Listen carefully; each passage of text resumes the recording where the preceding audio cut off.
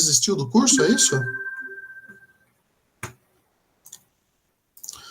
Bem, boa noite a todos, tá?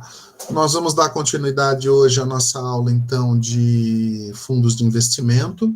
Eu tinha falado para vocês, né, com relação aos fundos de investimento, algumas questões já sobre os fundos. Tinha dito a vocês, né, que um fundo de investimento, ele foi criado justamente para que pequenos investidores que não têm tanto dinheiro pudessem acessar também os investimentos que grandes investidores possuem, né, e podem acessar, de tal forma que, na medida em que você vai constituindo ali o patrimônio líquido do fundo, né, você tem essa capacidade de aplicar em diversos ativos que um investidor grande consegue, um investidor pequeno não conseguiria. Eu disse a vocês também que a cota é a fração ideal do patrimônio, a fração ideal do lucro do cotista, do patrimônio líquido do fundo, ok? E como é que a gente calcula, né, esse valor da cota? A gente pega o patrimônio líquido do fundo e divide pelo número de cotas. E com isso, né, você tem ali o quanto você tem de dinheiro aplicado. Então, a cota é uma fração ideal, né, do patrimônio líquido do fundo. É como se fosse uma ação, né?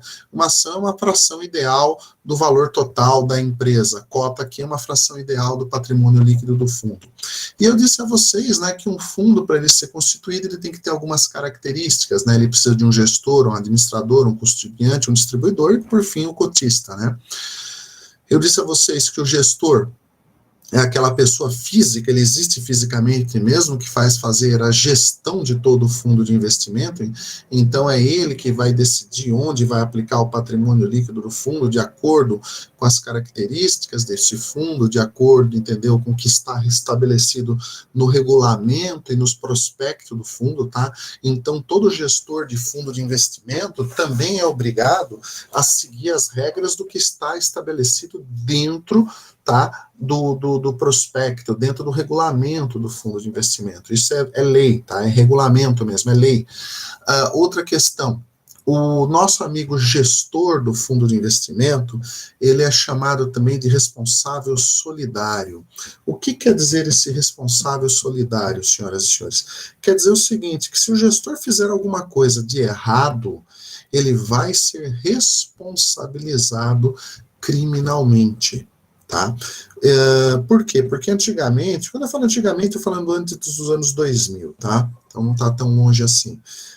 Os gestores dos fundos de investimento faziam o que quisesse e quem no final arcava com todo o prejuízo, né, da má ingerência do gestor era o administrador do fundo, que era lá a pessoa jurídica que constituía o fundo de investimento. Então, por exemplo, sei lá, era um banco XYZ que constituía um fundo de investimento, contratava um gestor, o gestor fazia qualquer coisa de errado e quem assumia todo o problema jurídico perante a CVM, né, era o administrador do fundo de investimento, ou seja, era a pessoa jurídica. Com o gestor não acontecia nada, no máximo ele perdia o emprego. Agora não, né? Depois da instrução normativa CVM 409, o que aconteceu? O gestor do fundo de investimento é responsável solidário. O que quer dizer isso? Ele vai arcar junto com o administrador do fundo. Um por não ter fiscalizado e criado os mecanismos adequados de fiscalização, e o outro por ter agido de má fé, ok? Outra questão também, você precisa de um custodiante. O que o custodiante faz? O custodiante é uma outra entidade jurídica, não pode ser nem um administrador, nem um gestor. Por quê? Porque é para evitar conflito de interesses. Então, o custodiante, o que ele vai fazer? Ele vai fiscalizar o fundo de investimento. Ele vai guardar aqueles ativos, vendo se aqueles ativos estão sendo contabilizados da forma adequada, se aqueles ativos, entendeu, estão sendo administrados da forma adequada. Por isso que ele não pode ser a mesma pessoa jurídica do administrador, senhoras e senhores. Por quê? Novamente, para evitar conflito de interesse, ou seja, é uma terceira pessoa fiscalizando o que as outras duas estão fazendo. Ok? Por quê? Porque o custodiante, ele representa o quê? Ele vai representar os interesses do cotista. Ele está ali para representar os interesses do cotista. Por isso que não pode ser a mesma pessoa jurídica do administrador. Finalmente, o distribuidor é aquela instituição financeira que vai vender as cotas do fundo de investimento. Então, pode ser uma instituição financeira, pode ser um agente independente, tá? Hoje, como tem esse pessoal aí da XP Investimentos e assim por diante, tá? Que vai vender para quem? Vai vender para o cotista. Quem é o cotista? Somos nós que compramos essas cotas dos fundos de investimento. Então, vocês veem que todos esses agentes participantes, eles são necessários para que esse fundo de investimento exista, tá? E eles têm que ser distintos, não podem ser os mesmos, justamente para evitar conflitos de interesse. Gente, ficou claro esse conceito, sim ou não? Pergunta, gente. Não? Ok. Então, também eu falei para vocês, né, do patrimônio líquido do fundo, ou seja, você pega todos os ativos que tem lá no fundo, você atualiza eles monetariamente a preço de mercado, ou seja, o quanto eles valem a preço de mercado naquele dia, você tira todos os custos, né, administrativos, os prejuízos do fundo, o que sobra é o patrimônio líquido. Se você pegar esse patrimônio líquido e dividir pelo número de cotas que esse fundo tem, você tem o valor da cota. Tá? Existem fundos que cobram uma taxa de administração, tá? Por quê? Porque precisa remunerar o gestor do fundo, o administrador, o custodiante e assim por diante. Então é cobrada uma taxa de administração. E também existe também uma outra taxa chamada taxa de performance. Essa taxa de performance depende do tipo de fundo. Existem aqueles fundos que são chamados fundos passivos e existem aqueles fundos que são chamados de fundos ativos, tá? Os fundos passivos, eles têm por objetivo acompanhar algum determinado benchmark. Então, por exemplo, é um fundo passivo, por exemplo, como um fundo de ações. Existem fundos de ações que têm como objetivo acompanhar o Ibovespa, ou seja, ele não tem o objetivo de superar o Ibovespa, ele vai replicar o Ibovespa. Então, isso é chamado de fundo passivo. Agora, existem fundos que têm como, por exemplo, o objetivo de superar o Ibovespa, de dar muito mais do que o Ibovespa. Esses são chamados fundos ativos. Esses fundos ativos, ou seja, que têm como objetivo superar um determinado benchmark, eles podem cobrar essa taxa de performance, ok? Então, nem todos os fundos aqui cobram taxas de performance, ou seja, quem cobra? Os fundos ativos, tá? Então, os fundos ativos é que cobram a taxa de performance. Ok? Ficou claro isso? Perfeito? Tá? Outra questão também, todo fundo ele tem que ter um prospecto. O que é o prospecto de um fundo de investimento, tá? O prospecto de um fundo de investimento é como é que a gente pode colocar? É aquele manual, né, ou aquela bula, digamos assim, que você dá para o investidor, né, para o cotista, e ele vai olhar aquilo e ver as características daquele fundo. Então, ali está dizendo o que naquele prospecto? Todas as informações que são importantes para você decidir se você investe ou não naquele fundo de investimento.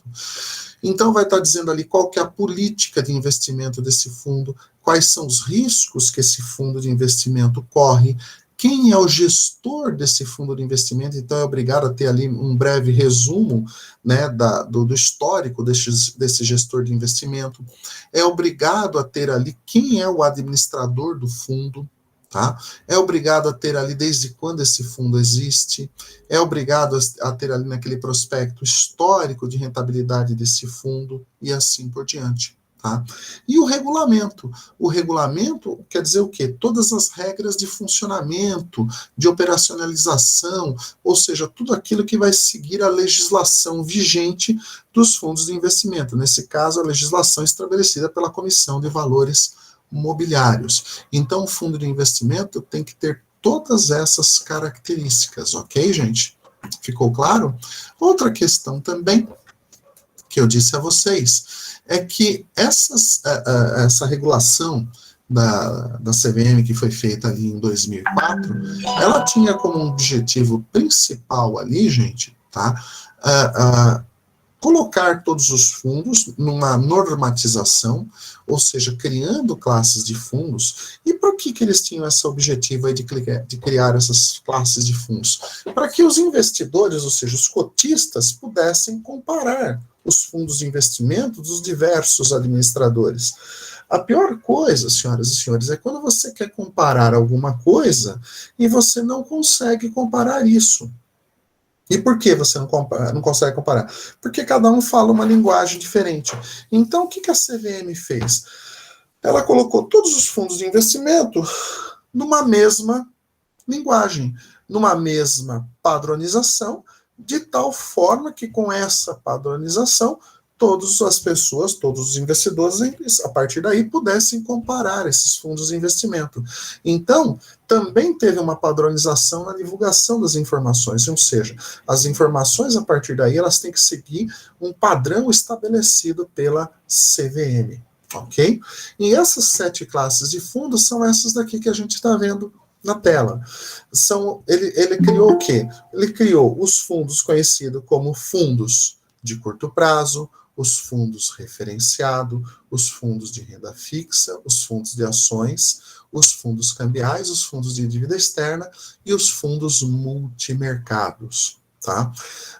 Pode-se dizer que, de uma questão de grau de risco, você estaria indo aqui do que tem menor risco para o que tem maior risco. Tá? Os fundos multimercados, então, em tese, seriam aqui os fundos que têm o maior risco associado. Então, é como se você estivesse indo aqui do de menor risco para o de maior risco. E a mesma coisa aqui, tá? De cima para baixo, ou seja, do que tem de menor risco para o que tem de maior risco também. Então, se vocês olharem, tá? De cima para baixo e da esquerda para a direita, o maior fundo de investimento aqui, o que maior que tem risco aqui, está esse multimercado com renda variável e com alavancagem. A gente já vai falar sobre isso daí, ok?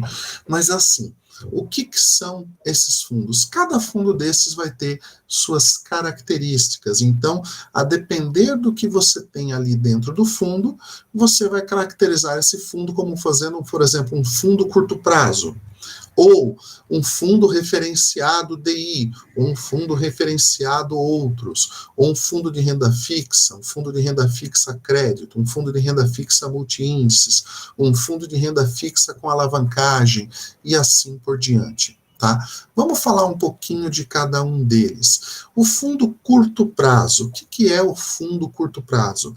Ele é chamado de curto prazo porque lá dentro desse fundo, ou seja, o patrimônio líquido desse fundo, tem que comprar papéis, tá, atrelados ao CDI ou ao Selic. Ou seja, CDI é juros, Selic é juros. Com prazo a decorrer de 375 dias e carteira com prazo médio de 60 dias. O que quer dizer isto daí? Ele tem que dizer o seguinte, que esses papéis que estão lá dentro desse fundo, eles têm no máximo um prazo de vencimento de 375 dias, ou seja, esses papéis vão vencer no máximo, se você entrar hoje no fundo, daqui 375 dias. No entanto, o que é o prazo médio da carteira de 60 dias? Quer dizer o seguinte, que os papéis que estão lá dentro, multiplicados pelo valor colocado em cada papel desse, quando você calcula isso, o prazo médio ponderado dessa carteira é de 60 dias, ou seja, esse fundo, os papéis, em média, vencem em 60 dias. E nesse sentido, senhoras e senhores, se você tem um prazo médio de uma carteira que vence no máximo em 60 dias, esse fundo, ele é um fundo que tem baixo risco ou alto risco? Baixo. Muito baixo risco. Quanto mais curto o prazo, né, menores são as incertezas, portanto, menor é o risco. Portanto, menor é o risco. Olha que interessante. Ok? Depois, você vai para o quê? Você saindo daqui, você vai para os fundos referenciado. Tá? Pode ser referenciado DI ou referenciado os outros. O mais comum é o referenciado DI. O que quer dizer que ele é referenciado? Quer dizer que ele acompanha o DI. Ele acompanha a taxa básica de juros dos depósitos interbancário ou interfinanceiros. Senhoras e senhores, se ele acompanha o fundo, a taxa de juros, tá, DI, que está muito próxima da Selic, ele é um fundo ativo ou um fundo passivo?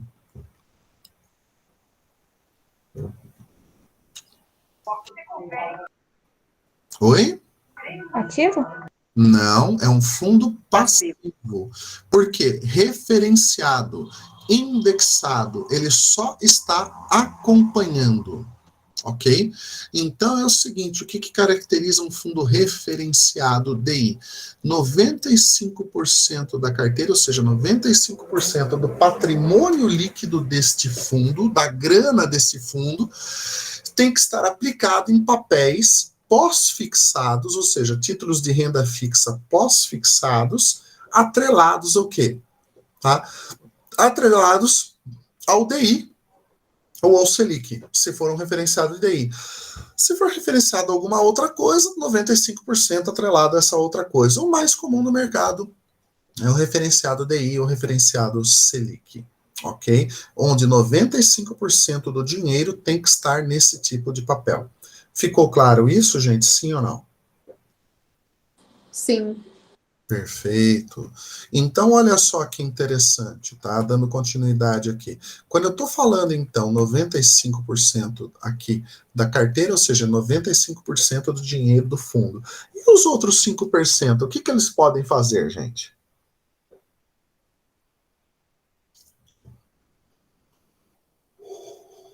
O que vocês acham?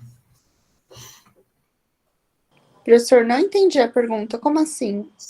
Vamos supor, 100% do dinheiro, ele estaria aplicado todo, mas ele pode aplicar no mínimo 95%. Então, vamos supor que ele aplique 95% do dinheiro, do patrimônio líquido do fundo, em títulos atrelados, por exemplo, ao Selic, tá? A taxa básica de juros da economia.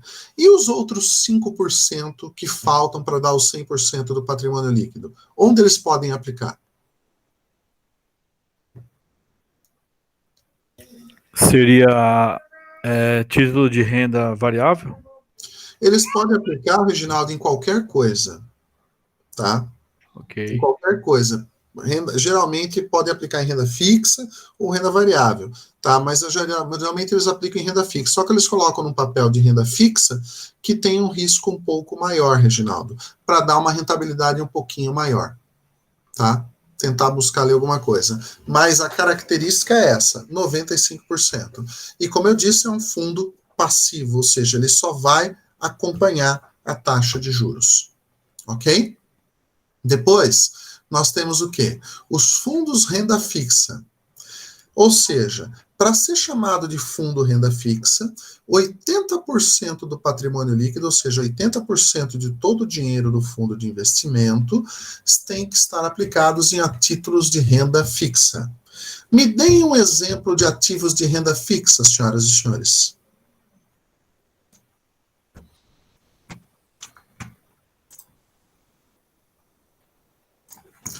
Me deem um exemplo.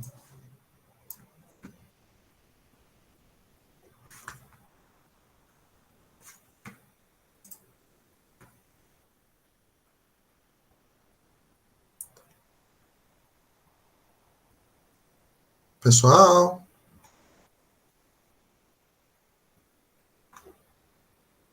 Nossa, o meu travou aqui. Me dá um exemplo, Paula, de ativo de renda fixa. O que seria um ativo de renda fixa?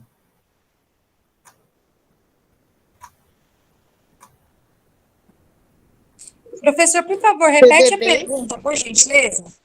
O que seria um ativo de renda fixa? Seria os CDBs e o RDBs? CDBs, RDBs, como a Ingrid colocou, poupança, tudo isso são ativos de renda fixa, tá? Por exemplo, gente, eu posso colocar num ativo, então, comprar esse meu fundo, pode comprar um CDB do Banco Bradesco? Professor, eu vou sair e voltar. Tá ruim, eu não consigo escutar, tá travando para mim. Eu vou sair Tá e bom. voltar. Volta aí, Paulo. E aí, gente, esse meu fundo de investimento de renda fixa, ele pode comprar um CDB do Bradesco? Pode. Pode. Pode comprar um CDB do Itaú? Pode. Bradesco e Itaú tem muito risco desse banco quebrar? Eu acho que não. Não, né? É verdade. Agora, vamos supor, eu posso comprar um CDB do Banco Pan-Americano?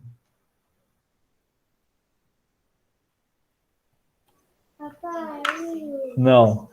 Posso, também posso. Só que qual que é o risco, Reginaldo, de eu comprar um CDB do Banco Pan-Americano quando comparado com o CDB do Itaú e do Bradesco? O risco é muito maior. Qual risco? Ele pode vir a quebrar. Isso, e portanto eu não receber o dinheiro. Então ele tem um risco de crédito? Sim. Então, se ele tem um risco de crédito, ele vai ter que me dar um retorno maior. Então, você pode ter um renda fixa puro, mas você pode ter um renda fixa crédito. O que quer dizer um renda fixa crédito? Quer dizer que ele tem aqui dentro papéis de renda fixa que tem um risco de crédito maior. Então, esse fundo aqui, chamado Fundo de Renda Fixa Crédito, ele é chamado de renda fixa crédito, porque ele falou, ó, aqui dentro deste fundo existem papéis, entendeu? Que não são papéis de bancos de primeira linha, que podem ter risco de crédito maior, mas também podem dar uma rentabilidade maior. Entendeu?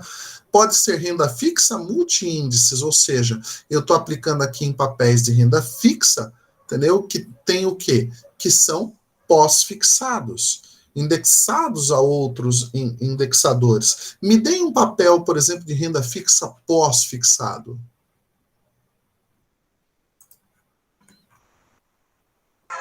O IPCA, professor? Oi? O Tesouro IPCA pré-fixado? Pós-fixado, não? Isso. Entendeu? Pode ser alguém mais. Me dê um outro exemplo.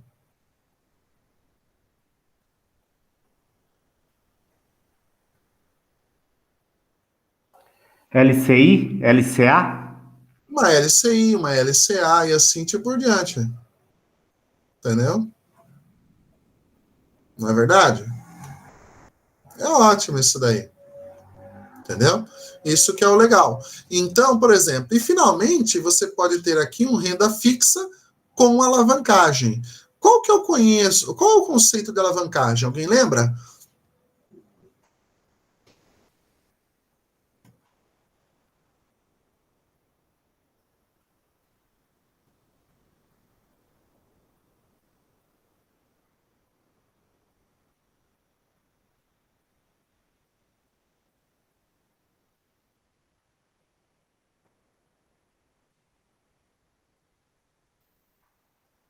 E aí, gente?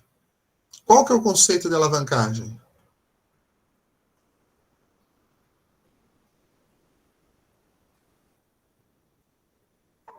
Investir sem ter dinheiro, professor? Pegar emprestado, sei lá. Isso, alavancagem é quando você faz uma aposta acima da sua capacidade de pagamento, tá? entendeu? Acima da sua capacidade de pagamento. Como é que papel, então, tem que ter aqui dentro para fazer essa aposta acima de sua capacidade de pagamento?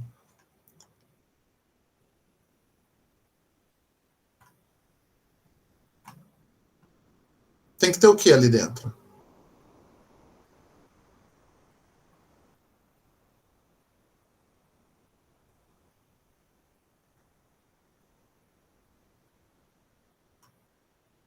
Hum?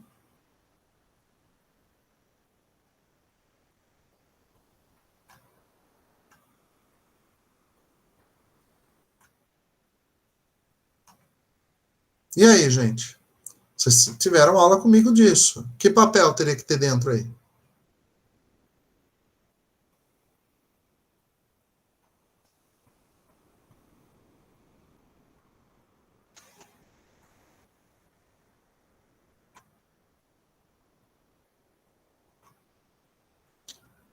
Tem que ter derivativos, bem, gente. Derivativos. Vocês estão vendo a apresentação? Sim.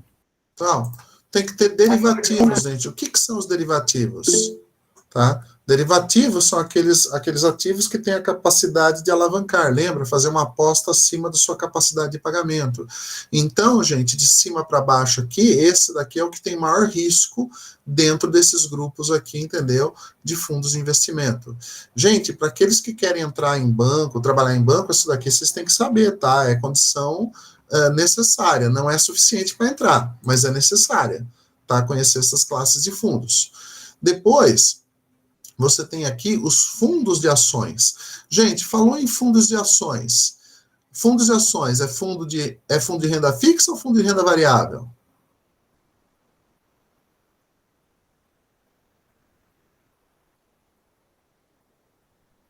Renda variável?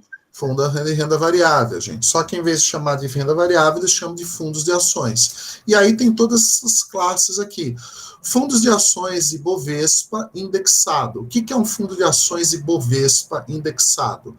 É aquele que acompanha o índice Ibovespa, ou seja, se ele acompanha o índice Ibovespa, ele é um fundo ativo ou um fundo passivo? Ativo. É um fundo passivo. Indexado quer dizer que ele só acompanha. Portanto, é um fundo passivo. Se é um fundo passivo, gente, ele pode cobrar taxa de performance?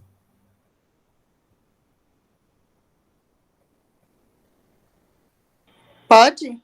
Não, não pode. Taxa de performance só pode ser cobrado por fundos ativos, ou seja, aqueles fundos que têm por objetivo superar um determinado benchmark, que nesse caso aí, por exemplo, o Ibovespa. Portanto, esse daqui, ó, o segundo aqui, ações Ibovespa ativo, esse pode cobrar taxa de performance.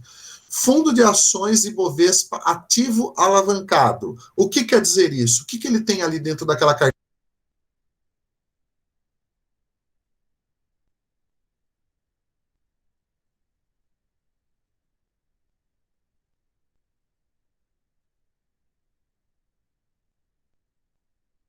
O professor travou.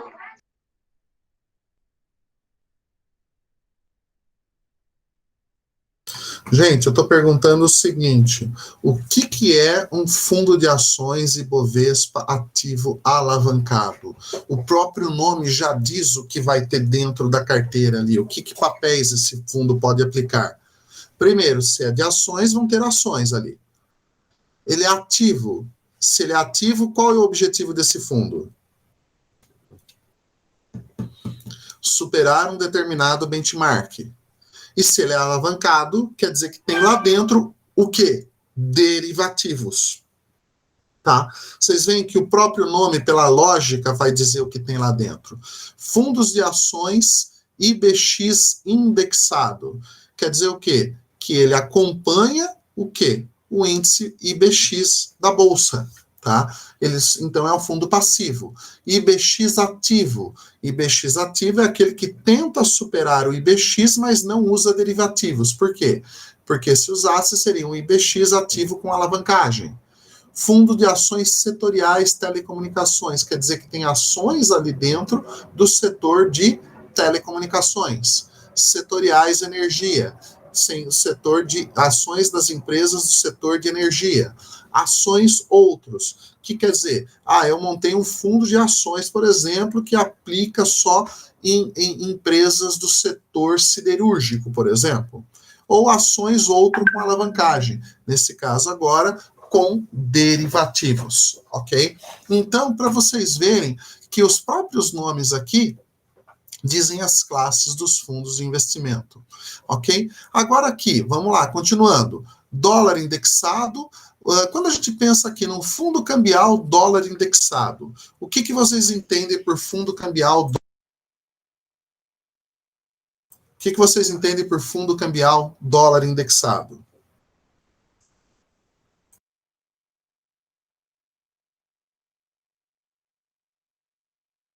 Preço já fixado, professor? Já planejado, previsto? Como é que é?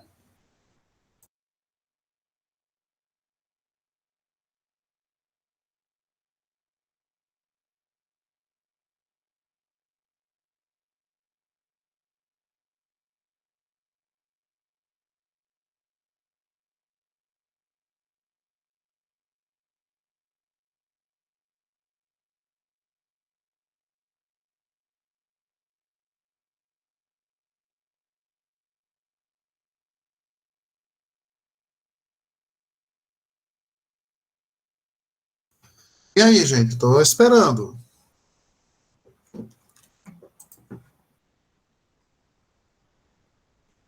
É para proteger quando oscila a moeda? Oi? É para proteger quando oscila o dólar? Quando oscila. O dólar. Isso. É justamente isso. Quando oscila o dólar. Ou seja, é um fundo, então, que aplica em papéis, o quê? Indexados a dólar. No outro aqui, indexado em euro, papéis indexados em euro. Entendeu? É isso que acontece. Outro, cambial dólar sem alavancagem, ou seja, ele tem como objetivo superar o dólar, mas não usa derivativos. Cambial dólar com alavancagem, tenta superar o dólar e pode usar derivativos. Tá? E assim por diante. Fundos dívida externa, quer dizer que ele aplica em papéis do quê?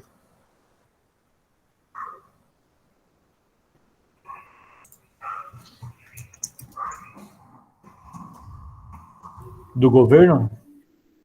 Isso. Mas que governo?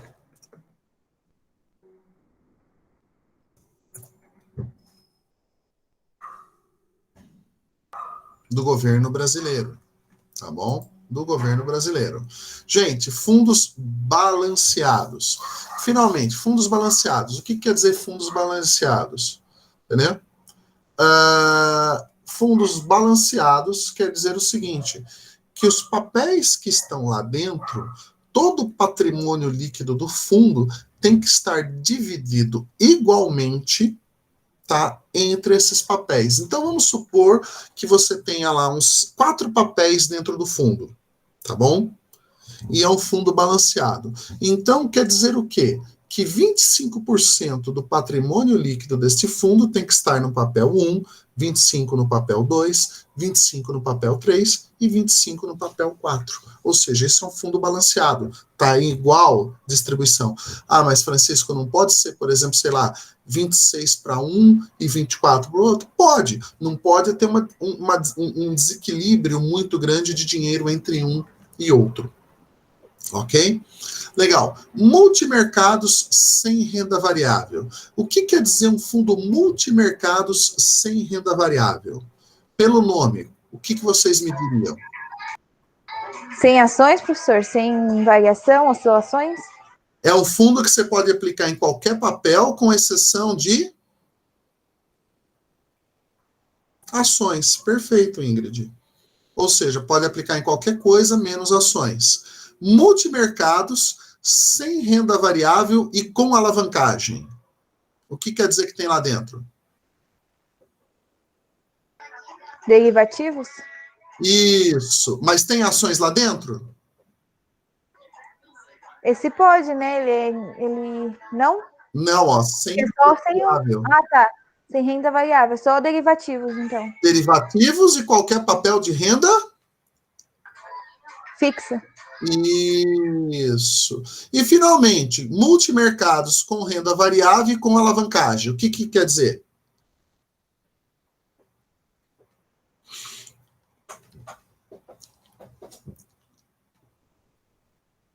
Quer dizer que nesse fundo pode colocar tudo lá dentro, qualquer coisa. Pode derivativos, pode ações, pode renda fixa, pode fazer o quê? Então, se nesse daí pode tudo, tem risco esse fundo?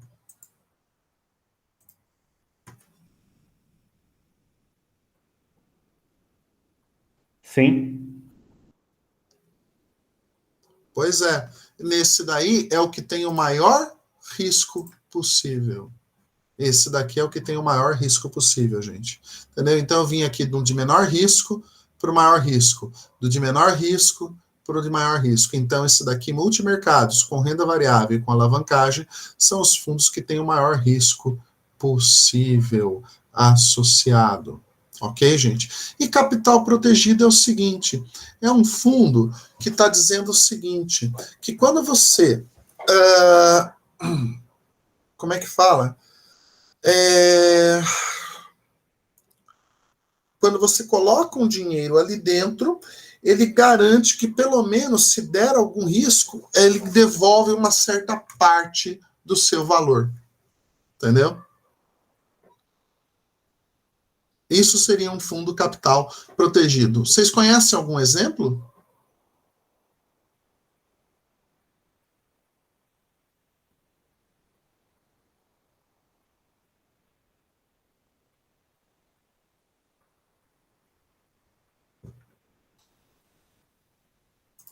E aí? O que vocês acham?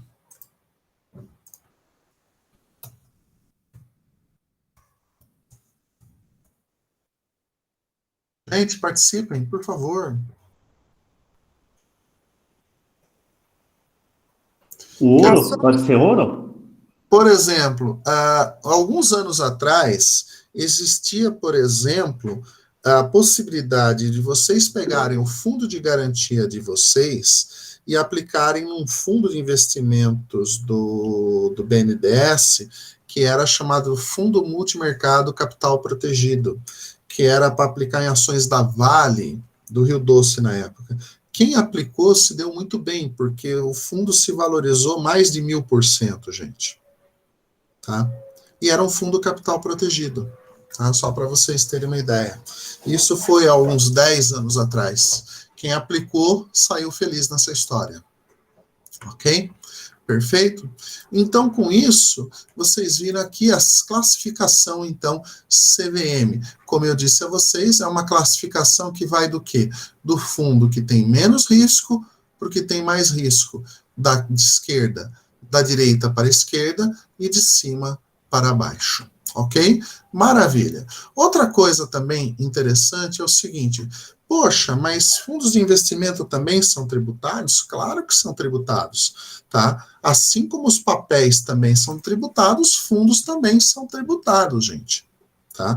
Só que eles têm uma regra de tributação diferente, ok? Nesse caso, como não vai ser tributados, não serão tributados os papéis que estão sendo aplicados o dinheiro do fundo, o que vai ser tributado é a cota do fundo, ok? Então, a regra aqui é para facilitar a questão da tributação e permitir que os fundos possam ser comparados em termos de rentabilidade. E mais do que isso também, você tem uma tabela regressiva de imposto de renda, conforme o prazo de permanência no fundo de investimento, ok? Essa tabela é essa tabela a seguir aqui, ó. Então, ela está dizendo o seguinte, que fundos de curto prazo, Ou seja, o que é um fundo de curto prazo? Um fundo de curto prazo é aquele fundo que tem um prazo médio, tá, inferior a 180 dias. O que quer dizer isso daí, um fundo curto prazo, gente? Tá? São aqueles cujo prazo médio da carteira, ou seja, os papéis que estão ali dentro, quando calculados uma média pelo prazo de investimento, eles têm ali no máximo para vencer 180 dias. Se você ficar até 6 meses dentro desse fundo de investimento, em qualquer momento de 0 a 6 meses que você for resgatar, você vai pagar 22,5% de imposto de renda. Se você ficar mais de 6 meses, você paga 20%. Por outro lado, se você ficar em fundos de longo prazo, eles seguem as mesmas regras do que qualquer título, do qualquer papel de renda fixa. O que quer dizer isso? Até 6 meses você paga 22,5% de imposto de renda, de 6 meses a 1 ano, 20%, de 1 a 2, 17,5%, e acima de 2 anos você vai pagar 15% de imposto de renda. Tá? E os fundos de ações, tá, não tem prazo de aplicação e é 15% na cabeça. Ok? Direto. Perfeito? Como é que vai ser essa questão? Tá, também. Antigamente, só isso aqui eu estou colocando mais por uma questão histórica aqui, tá? Esse da conta investimento, que era uma conta que existia até um tempo atrás, que era para não pagar CPMF. Como está se falando novamente de possibilidade de voltar a CPMF, né, isso é uma coisa que talvez volte a existir, que é essa conta chamada investimento, que era uma maneira que você colocava aqui para não pagar imposto de renda. Tá? Por quê? Porque senão era você prejudicado aí nos fundos de investimento. Ok? Mas só para falar para vocês aí isso daí. Outra questão é o seguinte, eu disse a vocês até um tempinho atrás que existia o seguinte, que existiam os fundos de investimento de renda fixa e os fundos de investimento renda variável. Os de renda fixa, quem renormatizava e fiscalizava era o Banco Central, os de renda variável, a CVM. Um acordo entre o Banco Central e a CVM fez com que todos os fundos passassem para a CVM, e a CVM, então, com essa normatização, criou aí, então, as regras dos fundos de investimento e a normatização, colocando eles aí, então, dentro de todas essas categorias aqui, essas 7 categorias que vocês estão vendo aqui, ok? Beleza. O que aconteceu? O mercado teve que se adequar a isso, porque a CVM é um órgão do governo, e, portanto, tem poder de polícia, ou seja, tem poder de fiscalizar, de regular e de punir esses fundos que não seguem essas regras. Pois bem, o que aconteceu nesse período? A ANBID, que é a Associação Nacional de Bancos de Investimento, tá? Aquela é uma entidade que foi criada lá em 1967 para representar as entidades privadas que atuavam no mercado de capitais brasileiro, ok? Falou o seguinte, poxa, peraí, né, como a indústria de fundos foi muito destruída, né, muito sacramentada, muito sacaneada por causa dessas más administrações, porque, como eu disse a vocês, os fundos de investimento serviam para tudo. Serviam para lavar dinheiro, de tráfico de drogas, principalmente do cartel de Medellín, nos fundos de investimento do Rio de Janeiro, principalmente nos anos 80.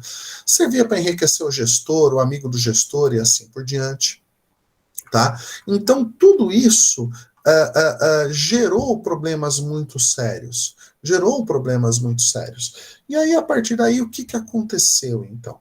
O que aconteceu? A Anbima, junto com a Anbid, tá? A fusão dessas duas criou uma entidade chamada Anbima, e ela falou o seguinte, não, nós vamos estabelecer também uma normatização para os fundos de investimento, tá? Para os fundos de investimento. Para os fundos de investimento. E aí, o que aconteceu? Né? O mercado começou a seguir a normatização da Anbid, né, nesse caso agora chamada Anbima. E por quê? Porque essa normatização, ela era mais restritiva ainda, ela ainda é mais restritiva ainda que a classificação da CVM. Tá? A classificação Anbima é muito mais restritiva que a CVM. Então, o que aconteceu? O mercado começou a se autorregular. E isso é muito interessante. Qual é a vantagem da autorregulação de mercado? Alguém pode me dizer?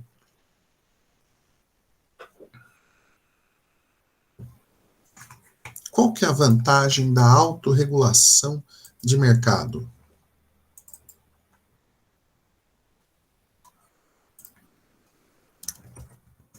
Mais clareza? Mais clareza? Só isso? E igualdade, né, entre os investidores pequenos e os grandes. Não, não é só isso. O que mais?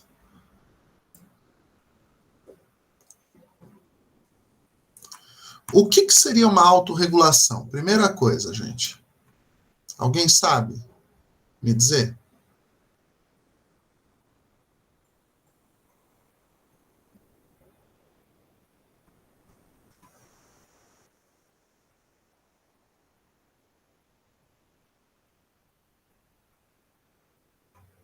Hein? E aí? Alguém sabe me dizer?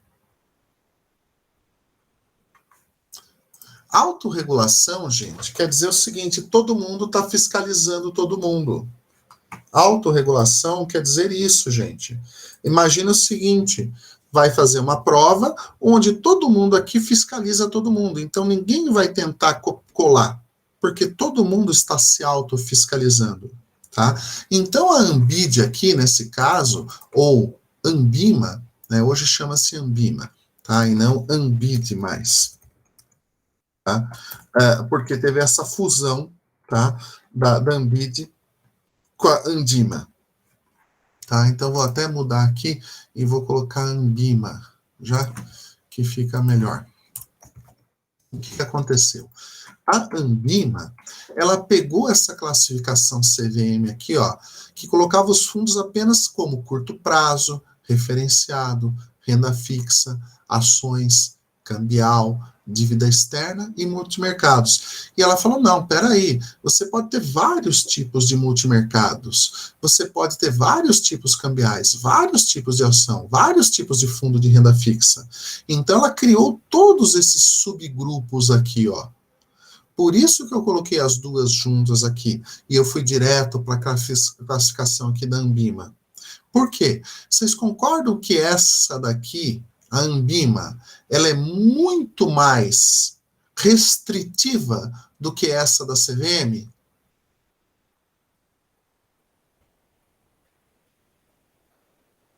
Não é?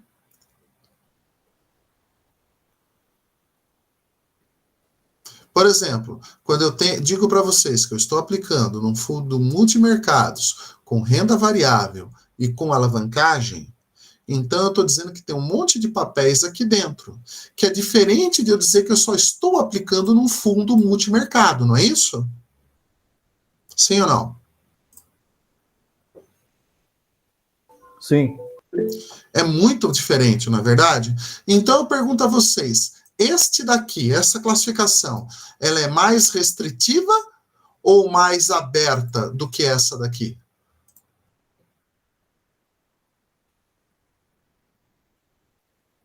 Mais aberta. Não. A da Anbima é muito mais restritiva, gente. Ela está restringindo muito mais do que multimercados. Tá? Ela é muito mais restritiva. Tá? Ou seja, você pode dizer que a da CVM é mais aberta, a da Anbima é mais restritiva. Mas qual é dessas duas a oficial?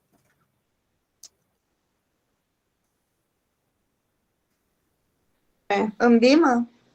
Não. A Anbima é uma entidade privada, gente. Se ela é uma entidade privada, ela tem poder de polícia? Gente, quando eu falo poder de polícia, vocês têm noção do que é essa palavra?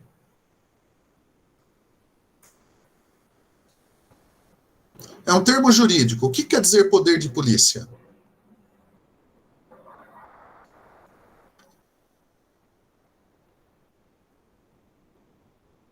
Poder de polícia é aquele poder que é outorgado ao governo, tá, para algumas entidades, com o objetivo de fiscalizar, prender e punir aqueles que não seguiram as regras. Então, o Banco Central ele tem esse poder de punir, de fiscalizar, de prender. Isso se chama poder de polícia, tá?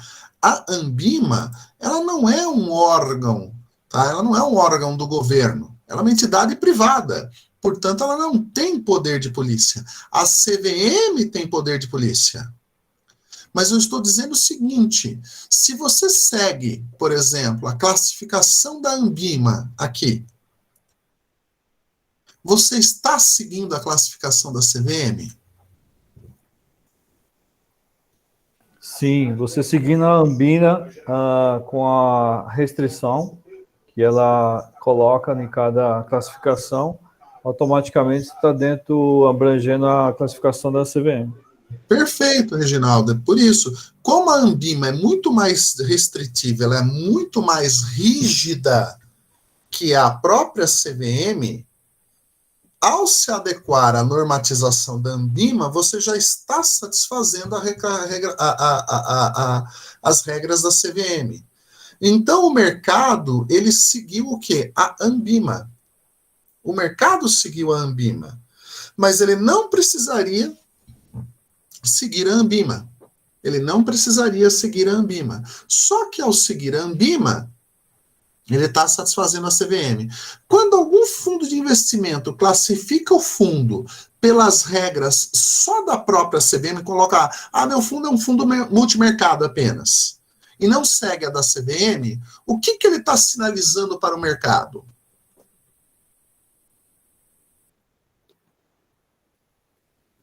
O que esse fundo está sinalizando para o mercado?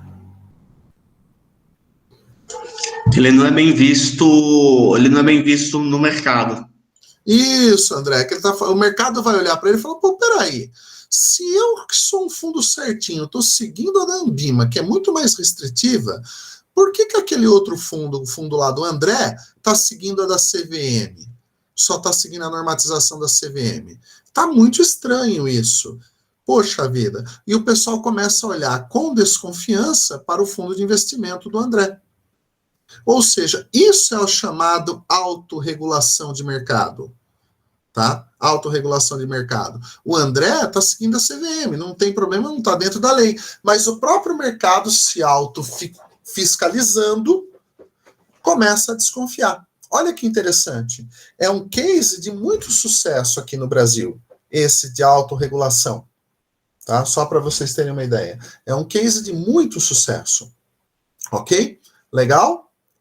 Outra coisa também interessante, tá, é que as iniciativas da Anbid, né, nesse caso Anbima agora, elas têm como que objetivo, então, né, quando ela criou todos esses códigos e essas questões, né, ela teve o quê? Né, que as indústrias de fundos seguissem o quê? Seguissem uma boa gestão e seguissem uma boa autorregulação. Então, a ideia, né, hoje da Anbima é justamente isso, né? Que todos os órgãos reguladores aí na concepção de novas legislações de fundos de investimento e de ofertas públicas de títulos, né, sejam representados por essa única entidade, procurando, no fundo, uma autorregulação. E essa autorregulação, tá, senhoras e senhores? Ou seja, o mercado estabelecendo normas e regulamentos que ninguém é obrigado a seguir. Mas se todo mundo seguir, isso gera uma maior transparência para o mercado, uma maior transparência para os investidores. Faz com que nós, que somos os cotistas, tenhamos o quê? Mais confiança nas indústrias de fundos. Falando, não, peraí, isso é sério, isso não é picaretagem. Tá? Então, isso fez o quê? Né? Fez com que essa autorregulação melhorasse a indústria de fundos de investimento, melhorasse a captação nos mercados de capitais, tá? criou também a figura do custodiante, ou seja, o que é o custodiante? Lembra? Qual é o papel do custodiante?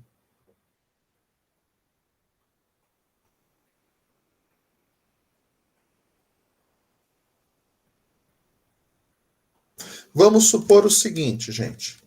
Eu chego para vocês e falo o seguinte, Sara, eu tenho uma proposta de investimento aqui, que se você colocar 100 mil reais, eu devolvo para você em um ano 200 mil reais. Você aplicaria nessa proposta de investimento, Sara? Com certeza. Mas você confia em mim, Sara? Não, não confio. Ah, mas você falou que ia aplicar com certeza. É interessante, né, a proposta. É Uhum. interessante, mas fazer dinheiro fácil assim, né, realmente é para se desconfiar. Mas se fosse confiável, eu faria. Tá, mas vamos supor, Sara, que você confia desconfiando. Tá? O que você gostaria de exigir de mim? Uma garantia, algum contrato, alguma coisa que me certificasse. Isso, perfeito, Sara. Então vamos supor o seguinte, Sara. Você dá o dinheiro, mas eu vou pegar esse dinheiro e vou comprar vários papéis no meu fundo de investimento. Mas esses papéis não vão ficar de posse comigo, tá, Sara?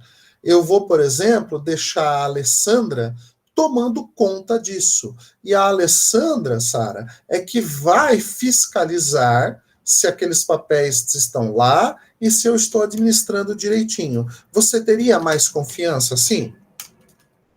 Teria. Isso, você teria mais. Por quê? Porque tem uma outra pessoa que não tem nada a ver comigo e que está zelando pelos interesses de quem, Sara?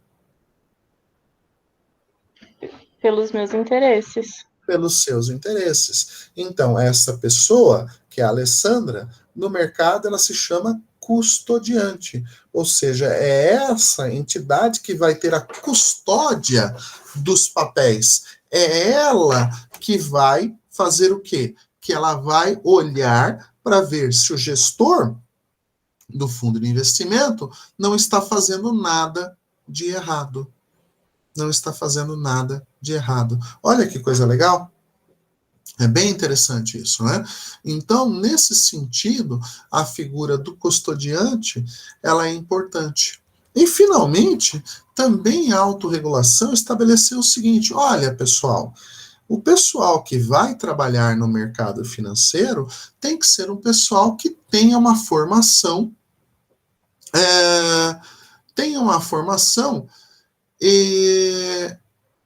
no mínimo, adequada para trabalhar nessa indústria. O que vocês acham?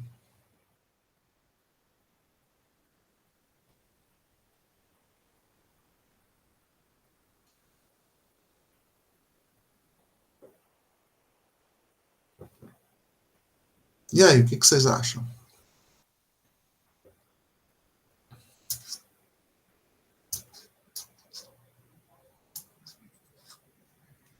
Pessoal, não é porque é a última aula que vamos desanimar. Vamos lá. Algum de vocês pretende algum dia trabalhar em banco?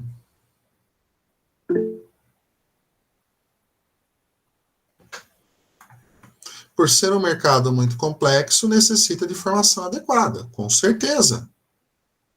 Com certeza. Então, mais do que cursos específicos, Alessandra, vai exigir o seguinte, vai exigir que você prove que você é capaz disso. Hoje, para trabalhar em banco, tá? Para vocês trabalharem em banco, vocês têm que ser certificados, vocês têm que ser profissionais certificados, ou seja, se exige um mínimo de certificação. Qual é esse mínimo de certificação que foi criado dentro dessa autorregulação de mercado, chamada de certificação profissional? Justamente essa CPA 10 e essa CPA 20, tá? Ou seja, a certificação aqui de profissionais de agências bancárias, tá? Então, a CPA, tá? A CPA, ela é o quê? Tá? A CPA. A CPA, tá, é uma certificação chamada Certificação Profissional Anbima, Série 10 ou Série 20. Tá? A Série 10, ela vai te certificar para você trabalhar numa agência bancária. Se algum de vocês quer ir trabalhar num banco, vocês terão que fazer essa prova. Sem a certificação dada por essa prova, vocês não podem trabalhar em banco, tá bom, gente? E isso é quando eu falo em banco, eu tô falando ali, em agência bancária. Se você quer trabalhar numa tesouraria de banco, aí o buraco é mais embaixo. Aí você tem que fazer umas certificações muito mais complexas que essas, tá? A CPA 20 aqui é porque a gente chama de investidores qualificados, ou seja, investimentos aqui acima de 300 mil. Hoje já estamos pensando em colocar como investidor qualificado acima de R$1 milhão, tá? Acima de R$1 milhão.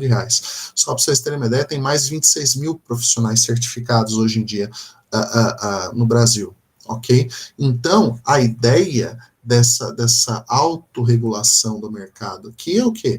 Né? É criar essa cultura do investimento, e hoje em dia, cada dia mais, vai ser mais importante. E por que é mais importante hoje em dia? Cada dia mais é mais importante.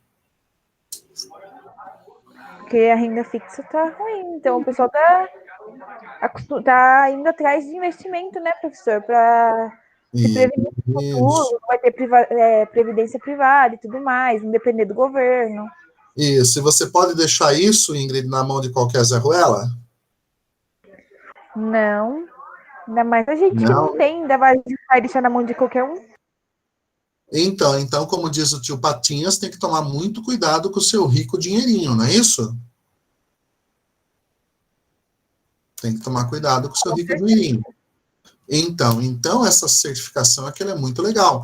Então, hoje em dia, o mercado se autorregulou e criou, tá, cartilhas voltadas aí para investidores, estudantes, gerentes. Tem muito material aí na internet, gente, para vocês terem treinamentos. A Anbima faz, a Bovespa também faz. Se vocês querem, hoje em dia, estudar mercado financeiro, tem muito curso de graça na Bovespa. Tá? Inclusive que dão lá os diplomas para você estar certificado, cursos de especialização, tem muita tese universitária.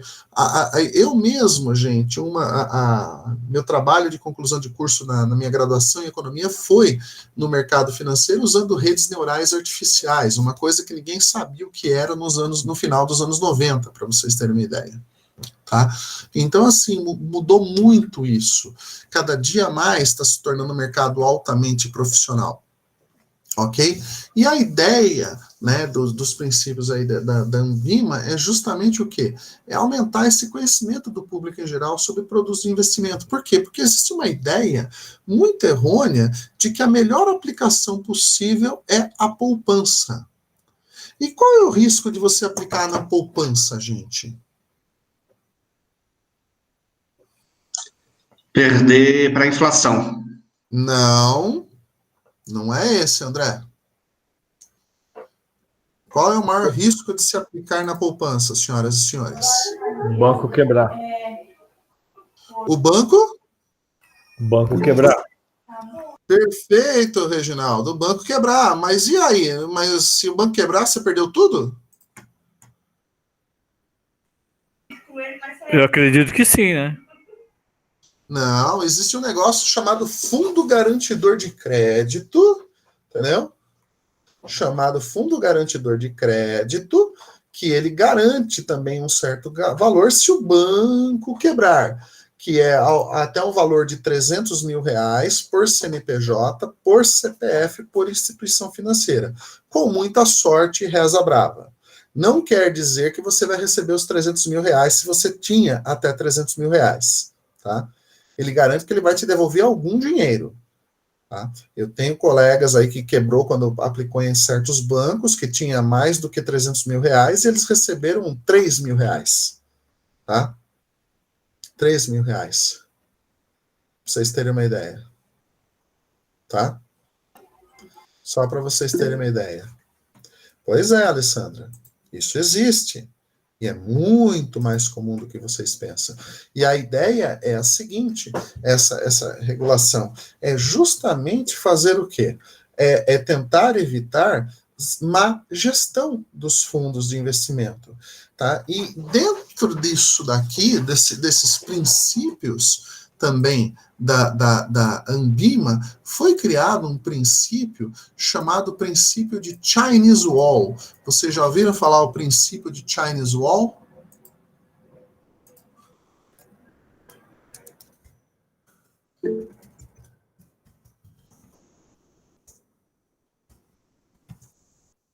O que quer dizer Chinese Wall? Alguém sabe? Quando traduz para o português? O que quer dizer Chinese Wall?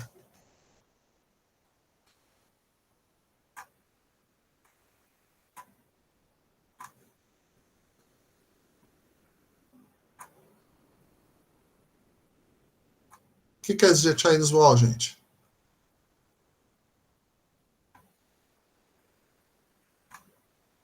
Nunca ouvi falar, professor. Chinese Wall quer dizer muralha da China, gente, em inglês. Tá? Muralha da China. Qual que era o objetivo da muralha da China? Para separar. Aqui, o princípio do Chinese Wall quer dizer o seguinte, é separar a administração dos recursos próprios, tá? A administração do capital de terceiros. O que quer dizer isso? Separar a administração de recursos próprios da administração de capital de terceiros. Por exemplo, gente, vamos lá. Um banco pode constituir um fundo de investimento? Sim ou não? Pode. Pode. Então, um banco vai lá e constitui um fundo de investimento. Ok? Mas o banco, ele tem o dinheiro dele mesmo? Sim ou não?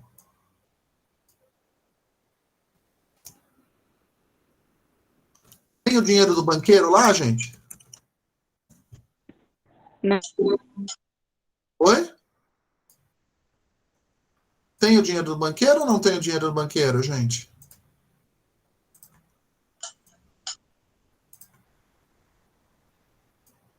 Mãe, deixa eu mamar. O que vocês Eu não acham? vou tirar foto.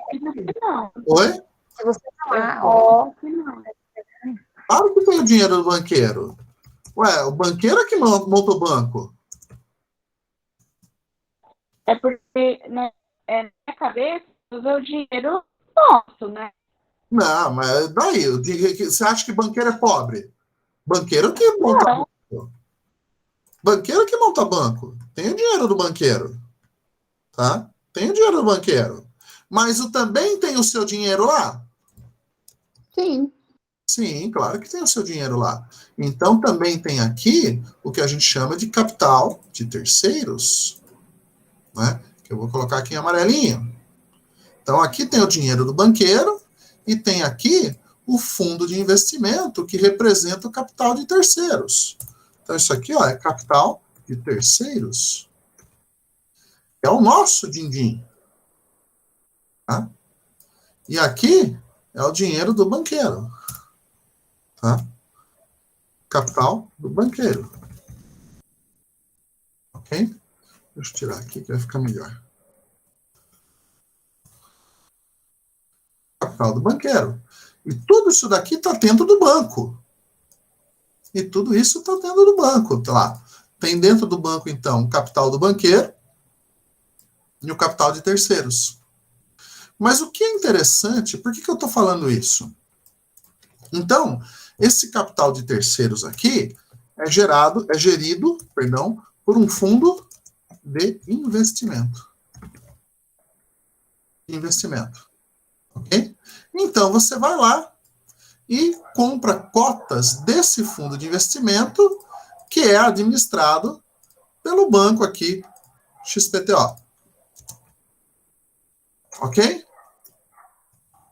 Aí o gestor do fundo de investimento aqui, ó, tá? O gestor do fundo de investimento, lembra, o gestor é um cara, uma entidade. Ele vai lá e compra, por exemplo, vamos supor que é um fundo de renda fixa. Se é um fundo de renda fixa, que papéis que ele pode comprar?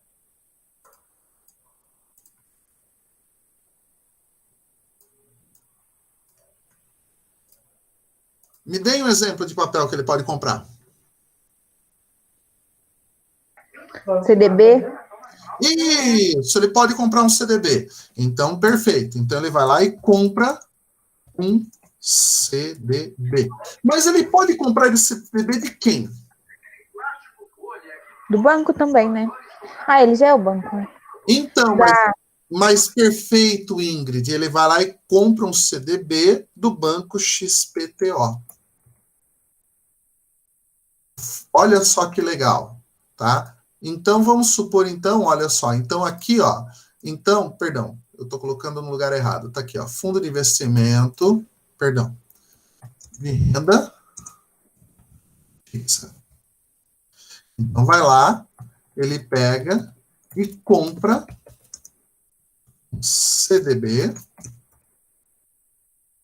do banco XPTO. Mas aonde que está esse dinheiro? Ele está aqui, no fundo de investimento.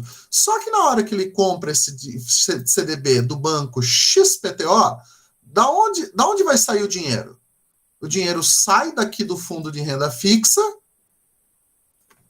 e vai para onde? E vai para o dinheiro, vai para a conta do banqueiro. E vai para a conta do banqueiro. Olha que coisa legal.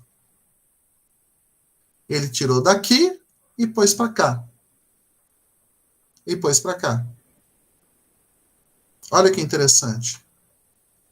E aí o banqueiro pega esse dinheiro e foge. E some. Isso pode? Ou o fundo quebra. E você perdeu o dinheiro. Mas você não perdeu, na verdade, você transferiu para o banqueiro. E aí, vocês acham que isso é legal?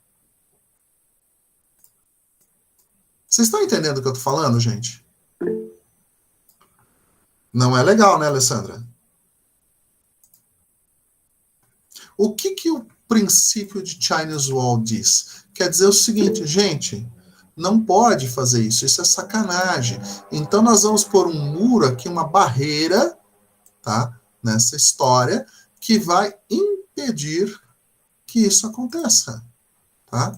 Que vai impedir que isso aconteça. Eu vou colocar uma barreira aqui, nessa história. Então, eu vou separar duas coisas. A partir de agora, o fundo de investimento, ele não pode comprar ativos do próprio banco. Então, eu consigo separar a administração de recursos próprios. Então, quem que é a administração de recursos próprios? É o próprio capital do banco. É o capital do banco. Do banco. Da administração de capital de terceiros, que é o quê? Que é o capital do cotista. Então, eu separo isso agora. Tá? Então, a capital do banco e a capital do cotista são separados. Eles não podem se misturar. Com isso, eu resolvo esse problema.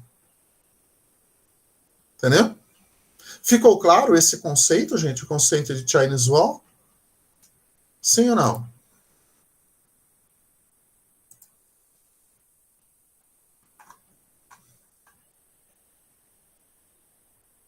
Perfeito. Então, gente, esse conceito é muito importante. A segregação, então, entre recursos próprios e recursos de terceiros. E, finalmente, a última coisa que a gente precisa saber também dos conceitos aqui de fundos de investimento é o conceito, tá, de marcação a mercado. O que é o conceito de marcação a mercado. Alguém sabe o que, que é marcar a mercado?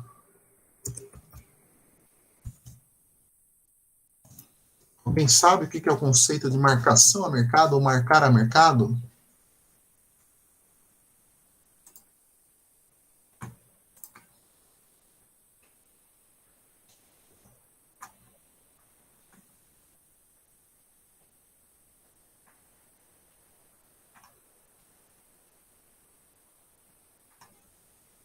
E aí?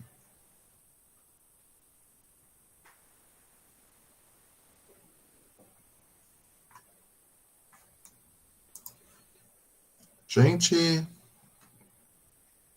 Alessandra, é a atualização normalmente diária do preço de um ativo de renda fixa ou da cota de um fundo de investimento. Ah, pesquisou, né? Tá, agora me explica então em próprias palavras, Alessandra.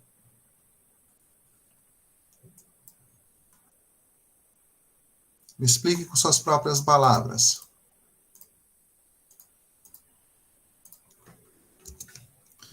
Reconhecer a valor presente os preços dos ativos, tá? Os preços dos ativos, independentemente do seu valor de aquisição.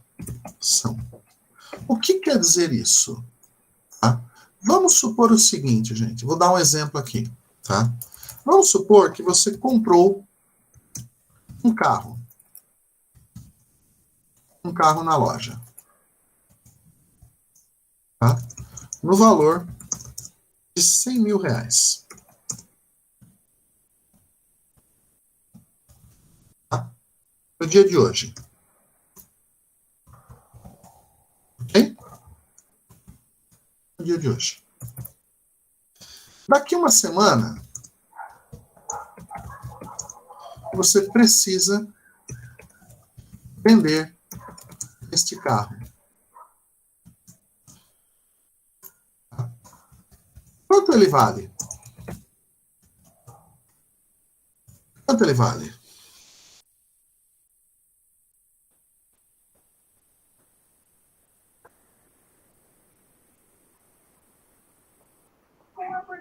Não sei, Não estou ouvindo, Ingrid. professor, ele depreciou? Oi? Eu tive que sair e entrar de novo, professor, mas tem a ver com a depreciação do carro? Isso. Ou seja, apesar de você achar que ele vale 100 mil, porque foi o que ele pagou, o mercado paga 100 mil por ele daqui uma semana? Não. Não. Ele vai pagar 100 mil menos 10%. Então, ele vai pagar. O mercado irá pagar 90 mil pelo carro. 90 mil pelo carro. Ou seja, o que, que você fez aqui? Você marcou a mercado. Você marcou a mercado. Ou seja, você avaliou o preço do ativo, independente de quanto você pagou por ele. Eu paguei 100 mil, mas o mercado paga por ele hoje 90 mil. 90 mil. Então, o que quer dizer marcar a mercado? É pegar todos os papéis, tá? É pegar todos os papéis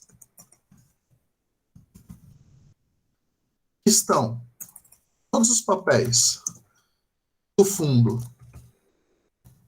investimento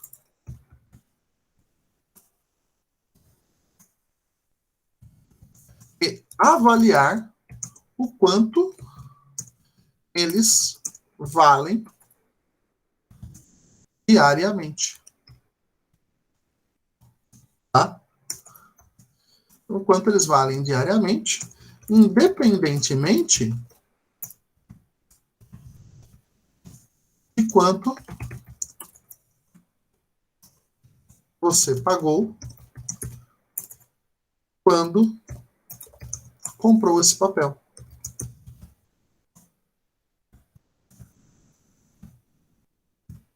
Tá? independentemente de quanto você pagou esse papel. Então, vamos supor que no dia T0 você comprou um papel por 100 mil, tá? E dali T1 ele vale 110 mil. Você marcou a mercado. Você marcou a mercado. Mas pode ter um outro papel que você comprou ele em T0 por 100 mil, tá? Por 100 mil. E em T1 ele vale, de repente, quanto? 87 mil. Tá? Ou seja, você está fazendo isso.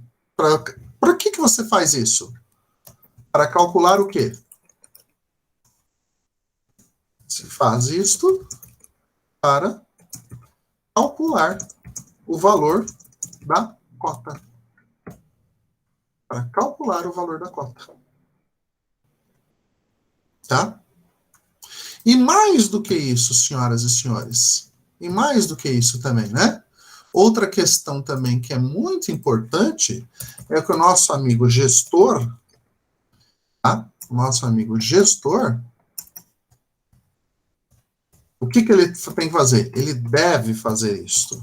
Ele deve fazer isto. Além disso, o nosso amigo gestor tem que fazer o que a gente chama de best efforts. Alguém sabe o que quer dizer best efforts?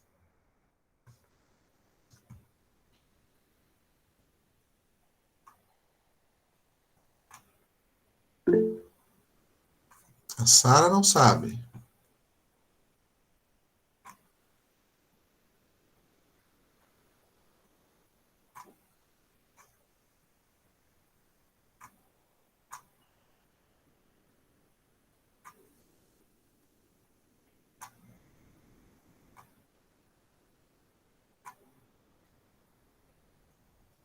E aí, gente?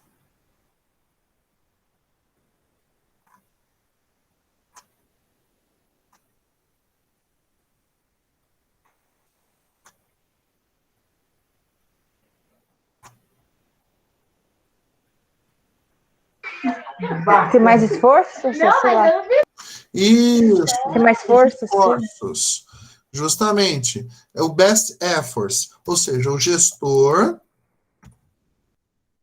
irá fazer, irá procurar fazer os melhores esforços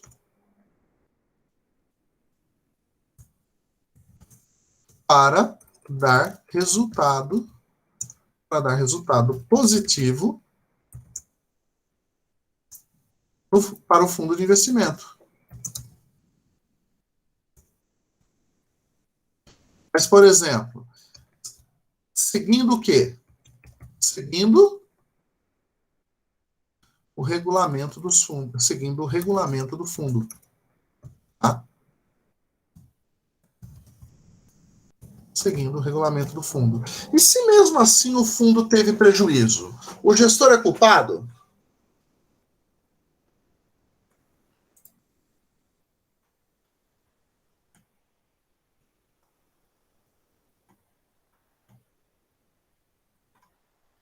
Entendeu?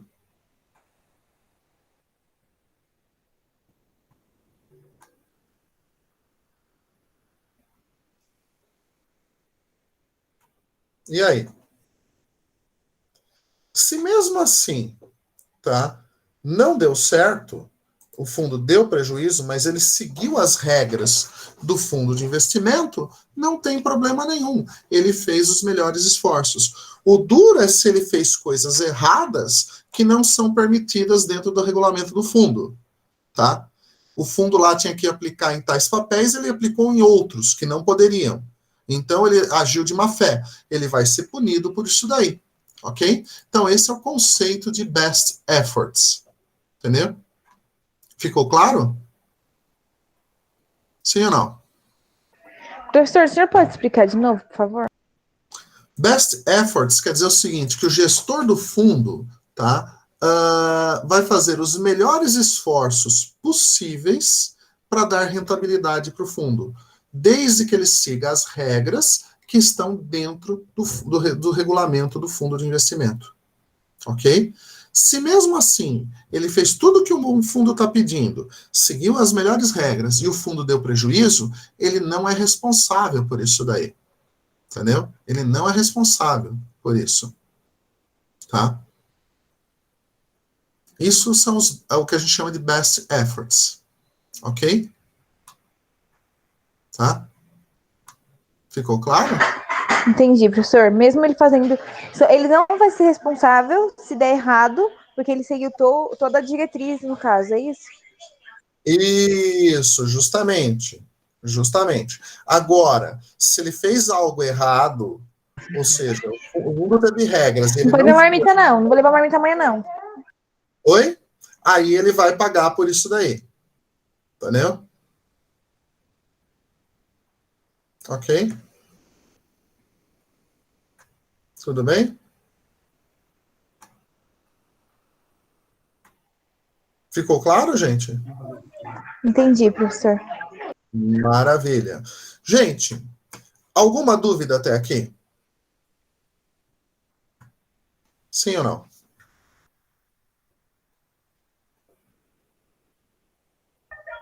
Não, professor. Pelo menos eu não sei o restante.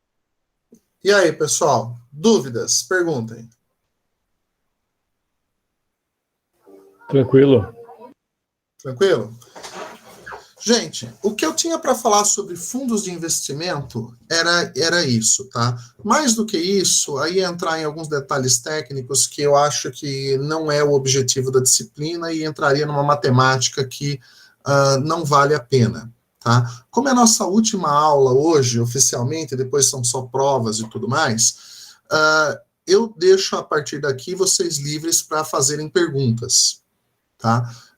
Ou então a gente termina a aula um pouco mais cedo, mas não se acostume, né? Só essa hoje é de brinde, tá? Eu vou estar passando também um conjunto de questões aí para vocês responderem até amanhã, só para ajudar vocês a estudarem aí para a prova. Vocês viram também que eu mandei um monte de apostilas, então vocês têm bastante material aí para estudarem, ok? Para estudarem. Agora, alguma pergunta, gente? Professor, eu tenho uma dúvida. Com relação ao trabalho, Hum. tem algum trabalho para passar para... Eu vou passar, Reginaldo. Até amanhã eu vou estar mandando por e-mail para vocês. Tá? E aí vocês vão ter 2 semanas para me entregar. Ok. Tá? Fala, Ingrid. É exatamente a mesma coisa, professor. Isso. Eu vou estar mandando amanhã por e-mail para vocês me entregarem daqui 2 semanas. Tá? E isso vai compor a nota final aí de vocês. Ok? O que eu tinha para falar de fundos de investimento é isso. É bastante coisa. Eu recomendo que vocês deem uma boa estudada nesse material que eu passei para vocês. Com relação à questão de gestão de riscos, ativos de renda fixa, renda variável, ficou claro essas coisas para vocês?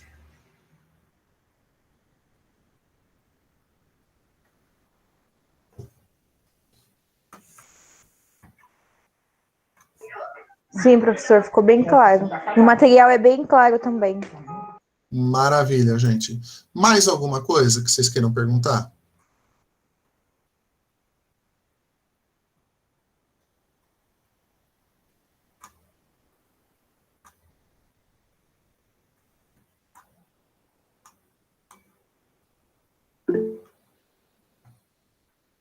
Maravilha, gente. Então era isso que eu tinha para falar hoje para vocês, tá? Estou terminando a aula um pouquinho mais cedo, né? Faltava só isso para falar de fundos de investimento.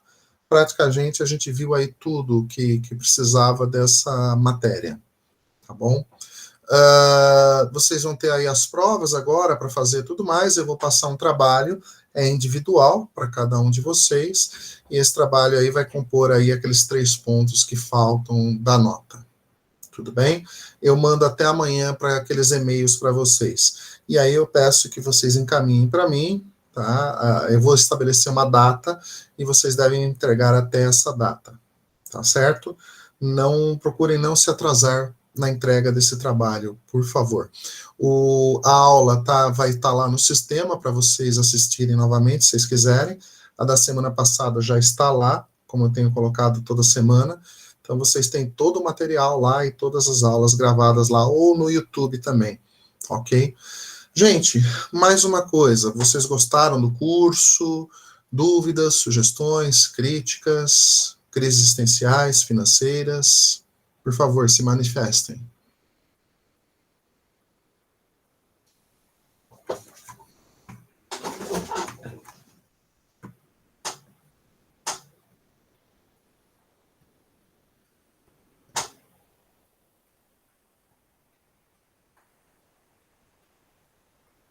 Professor, o curso é muito bom, a gente, na minha opinião, assim, esclareceu muitas dúvidas, questões de coisas que a gente não sabia que existia, né? A gente começou a entender um pouco mais.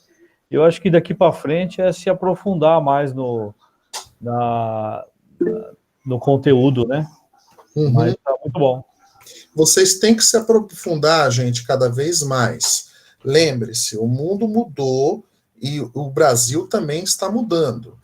Quem não souber hoje em dia administrar o seu próprio dinheiro vai dançar nesse novo mundo, tá? É um mundo onde vocês vão ter que entender cada vez mais o que são os papéis, onde se aplica, o que é gestão de risco, tá? Para tomar muito cuidado, porque tem muita gente no YouTube aí achando que sabe sobre fundos de investimento, sobre aplicações, sobre ações. Outro dia vi até um ator da Globo agora que está falando e dando palestra sobre fundo de investimento e aplicação em ações, gente. Não lembro o nome do cara, entendeu? Mas é um ator da Globo. Tá? E o cara tem lá 300 mil seguidores. E aí o cara agora, de um dia para o outro, ele entende de aplicação em ações. Eu falei, gente, não é assim. Tá? Isso não é uma coisa que se aprende de um dia para o outro. Vocês viram quanta questão, quanta riqueza, quantos detalhes. Tá? Que existe. Ok? Ficou claro isso? Então eu recomendo, tá, para vocês não caírem nessas esparrelas. Tem muita bobagem. Então fiquem muito espertos com relação a isso. Tá bom, gente? Perfeito? Então, oi. Ok, professor.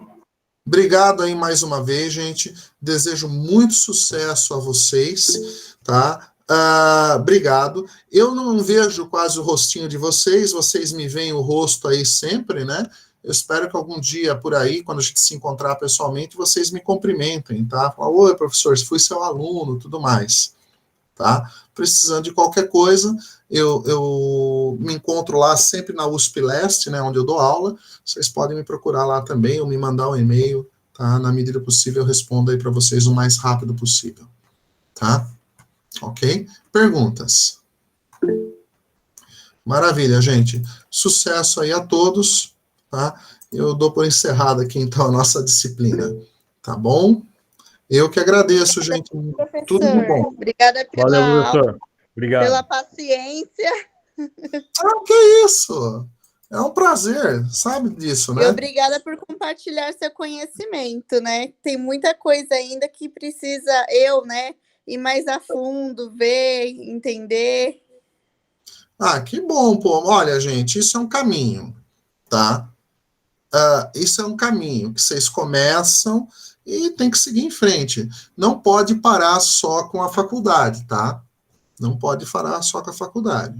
Vocês têm que continuar estudando, tá? Porque esse é o caminho. Eu não parei até hoje e continuo, tá? Gente, sucesso aí. Tudo de bom a vocês, tá? Um beijão. Valeu, obrigado, professor. Obrigado, gente. Até mais. Tchau, tchau.